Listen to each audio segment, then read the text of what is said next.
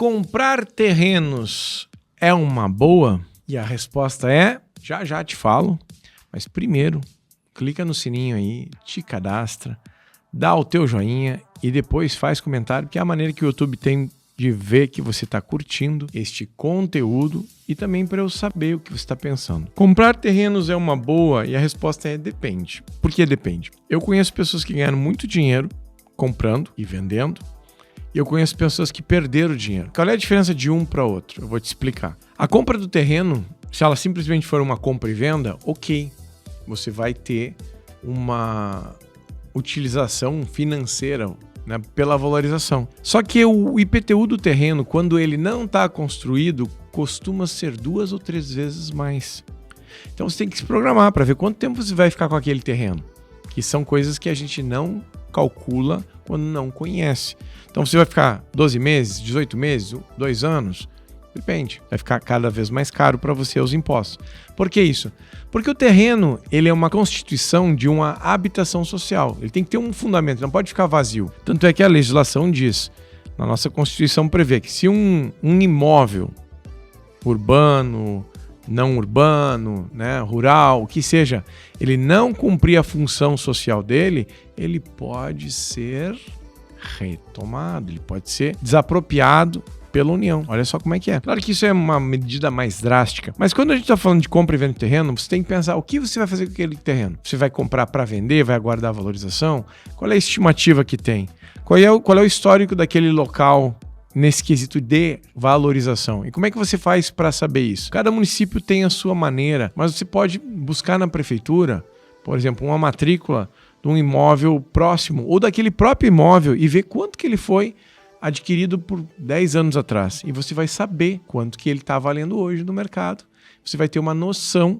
Então, se você quer comprar para investir dessa maneira, você vai conseguir calcular isso. E é importante fazer esse cálculo porque o ditado, a regra é quem compra a terra não erra. Já diria meu avôzinho Selvino Granville. No entanto, a gente precisa ter esses cálculos bem definidos para a gente poder saber o quanto que nós vamos esperar dessa margem. A outra questão é, vou comprar o terreno com qual fim? Eu vou construir nesse terreno?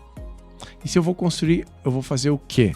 Eu tenho licenças, eu tenho profissionais, eu tenho um investimento que vai ser feito.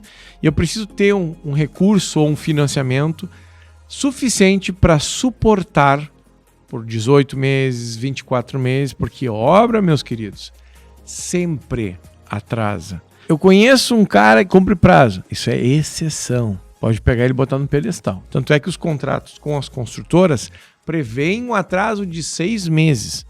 Você talvez não tenha visto isso, mas você que comprou um apartamento na planta, pode pegar o teu contrato aí e vai ver se lá não tinha uma cláusula dizendo que demoraria em 6 meses, poderia atrasar e nada aconteceria. Porque você depende dos fatores humanos, fatores climáticos, fatores mercadológicos, e isso são coisas que são muito imprevisíveis, tá? Então, não é que construção é um bom negócio? Não é que não seja, mas não é para quem não conhece. Como diz o meme, se não tem as manhas, não entra não sem a instrução de um profissional. Se não tem as manhas, não entra não, sem a instrução de um profissional.